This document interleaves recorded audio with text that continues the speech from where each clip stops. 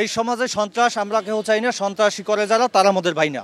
Mob এটা বর্তমানে রাষ্ট্রীয় ক্যান্সারের, আমি বলবো সামাজিক না, রাষ্ট্রীয় ক্যান্সারের রূপ ধারণ করেছে। ইলিশ মাছ আগে ছিল জাতীয় মাছ, এখন আমাদের গরিবদের জন্য ইলিশ মাছ বাদ দিয়ে এখন পাঙ্গাস মাছ হয়ে গেছে জাতীয় মাছ।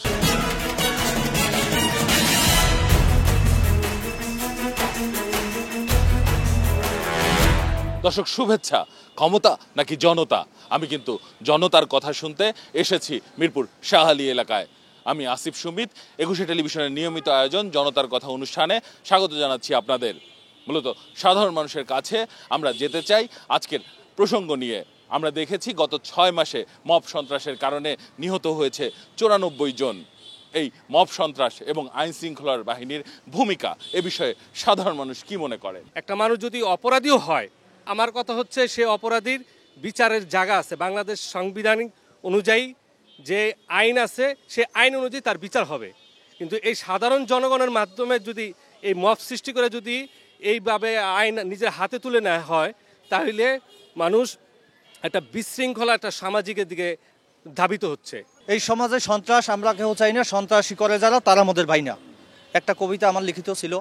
এখন এই যে আমরা দেখতেছি বর্তমানে সরকার, সঠিক একটা নির্বাচিত সরকার না থাকার কারণে বাংলাদেশে আনাচে কানাচে মব সন্ত্রাস, হিলুঞ্চি, গাঁজাখোর বিভিন্ন রকম মানুষ মানে ছড়াই পড়তেছে, যা আমরা সাধারণ জনগণ যারা শিক্ষিত পরিবারের আছি এরা তাদের সাথে আমরা পারতেছি না।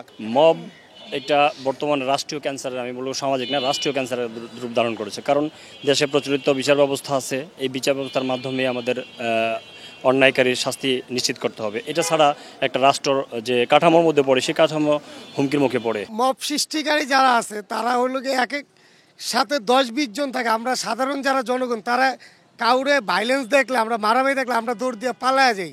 যে পালায়া যাওয়ার কারণে তারা মব সৃষ্টি করতে উৎসাহিত হয়। আমরা যদি তাদেরকে প্রতিহত করি তাহলে তারা পারবে না কখনো আমাদের সাথে মব সৃষ্টি করে। এবং কি প্রশাসন যদি একটু স্ট্রং থাকে তাহলেই আমরা এটার বিরুদ্ধে দাঁড়াইতে পারবো। একটি নির্দিষ্ট কুচুকরি মহল মব সৃষ্টির মাধ্যমে, এই যে মব জাস্টিসের মাধ্যমে দেশে একটি ঘোলাটে পরিস্থিতি তৈরি করার চেষ্টা করছে। মূলত যারা মব সন্ত্রাস করে তাদের মূল উদ্দেশ্য হলো নিজেদের পার্সোনাল এজেন্ডা বাস্তবায়ন করা, এবং তারা নিজেদের যে কুকর্মগুলো আছে এগুলো জনগণের থেকে মানে দূরে রাখতে, এড়িয়ে রাখতে, জনগণের চোখে একটা ধোঁকা দেওয়ার জন্য তারা বিভিন্ন সময় বিভিন্ন কৌশলে এই মব জাস্টিস করে থাকে। আইন শৃঙ্খলা বাহিনী তো এরা তো বলতে গেলে এখন হাতে চুরি বানিতে বয়ে আছে, এরা তো বাইরেই না থানার থেকে। এখানে ফোন করলে এরা আসতেছি করতে, এদিকে সন্ত্রাসীরা জায়গা ভাইগা, এই সন্ত্রাসীরা জায়গা চলে, এরপর আসে কয় কি হয়েছে আপনারা সাক্ষী দেন, আপনারা লিখিত দেন। এটা করতে করতে দেখলো সাক্ষী দিতে কাগজ কলমে সাক্ষী দেয়, ওই মব জাস্টিস আবার পরবর্তীতে আসে তোরা সাক্ষী দিছিস ওর উপরে এসে আবার নতুন করে আক্রমণ করে। এই কারণে ভয়ে সাধারণ মানুষ মুখ খুলতেও পারতেছে না বর্তমানে। 5ই আগস্টের পর থেকে প্রশাসন একটু দুর্বলভাবে পরিচালনা হচ্ছে দেশে। তারা সন্ত্রাসীর সাথে সেরকমভাবে আগের আচরণ করতেছে না। অনেক জায়গায় প্রশাসন ডাকলে যায় না, তারা দূর থেকে চলে যায়। অনেক ধন্যবাদ আপনাকে। দর্শক, আপনারা শুনছিলেন সাধারণ মানুষের প্রতিক্রিয়া। এবার সাধারণ মানুষের কাছে আরেকটি প্রশ্নে আমরা যেতে চাই। আমরা দেখেছি বাজারে এখন ইলিশ মাছের কেজি 1 কেজি সাইজের প্রায় 3000 টাকার উপরে। এখন সরকার ইলিশ মাছের দাম বেঁধে দেওয়ার চিন্তা করছে। মূলত সাধারণ মানুষ এ বিষয়ে কি মনে করেন? এই ইলিশ মাছ তো আমরা বছরেও একবার কিনতে পারি না। 3000 টাকা যদি 1 কেজি ইলিশ মাছ হয় তাহলে এটা আমাদের মতো সাধারণ মানুষ কিনে খাইতে পারে না। সরকার এ ব্যাপারে পুরোপুরি ব্যর্থ। এই ইলিশ মাছ আগে ছিল জাতীয় মাছ, এখন আমাদের গরিবদের জন্য ইলিশ মাছ বাদ দিয়ে এখন পাঙ্গাস মাছ হয়ে গেছে জাতীয় মাছ, পাঙ্গাস। এখন 3000 টাকা কেজি, সরকার দাম নির্ধারণ করলে 2500 টাকা, 500 টাকা কমাই দিল। কিন্তু যখন ইলিশ মাছের দাম কমবে, 1000 টাকা কেজি হবে, তখন তো তারা ওই দামটা বিক্রি করবে। আসলে এই দাম নির্ধারণ না করে তাদেরকে নিয়ন্ত্রণে আনতে হবে। দাম কত কমাইবো? নাই 500, নাই 1000। একটা দিন মজুর তো আর ওই 2000 টাকা দিয়ে ইলিশ মাছ খাওয়া সম্ভব না। ইলিশ মাছ হয়ে গেছে এখন সোনার হরিণের চেয়ে বেশি। এই যে ব্যবসায়িক যে সিন্ডিকেটটা, এটা নিয়ন্ত্রণ করতে সরকার ব্যর্থ। কারণ আমাদের মতো গরিব মানুষ কীভাবে 3000 টাকা দিয়া 1 কেজি ইলিশ মাছ কিনে খাবে? কত হইলে ভালো হয়?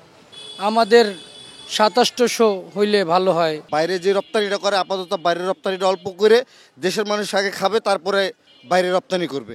যে জায়গায় 1 কেজি খাবো ওই জায়গায় প্রয়োজন পড়লে আমি 250 গ্রাম খেলাম, আমি যদি কিনতে পারি অনেক আকাশ ছোঁয়া দাম যদি হয় তাহলে তো এটা মানুষের স্টক করার কথাবার্তা আর কি। ঘাটের মাঝখানে মানে মাছ উড়ে রাখে দিয়ে সিন্ডিকেট এই সিন্ডিকেটটা ভেঙে দিলে কিন্তু মাছের দাম মানে 400-500-এর ভিতরে এসে পড়বো। এই সিন্ডিকেট হলো মেইন। এই সিন্ডিকেটগুলো সরকার যদি নিয়ন্ত্রণ করতে পারে তাহলে সরকার গিনার, আর যে কোনো রাজনীতি দলও গিনার। আর এই সিন্ডিকেট না ভাঙতে পারলে ওই যে আজকে দল করতে আসে ধরনের এক দল, কালকে সরকার চলে গেলে ওই যে ওই দলে, এইভাবে সিন্ডিকেটটা বর্তমানে বিস্তার করতে আছে। যেভাবে এখন দেশ পরিচালনা করতেছে এই অবস্থা দেশ কোনো রকমের কোনো সাধারণ মানুষ চলতে পারে না। ওনারা যে ধ্যান খেয়াল নিয়ে দেশ চালানো চাইতেছে ওই হিসাবে দেশ চলার মতন না।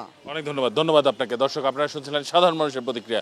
সাধারণ মানুষ কিন্তু তাদের ভাবনাগুলো অসাধারণ, তাদের চিন্তা অনেক সূক্ষ্ম ও গভীর। দর্শক, জনতার কথা দেখতে প্রতি শনি, রবি, মঙ্গল এবং বুধবার চোখ রাখুন একুশে টেলিভিশনে। সঙ্গে থাকবো আমি আসিফ সুমিত।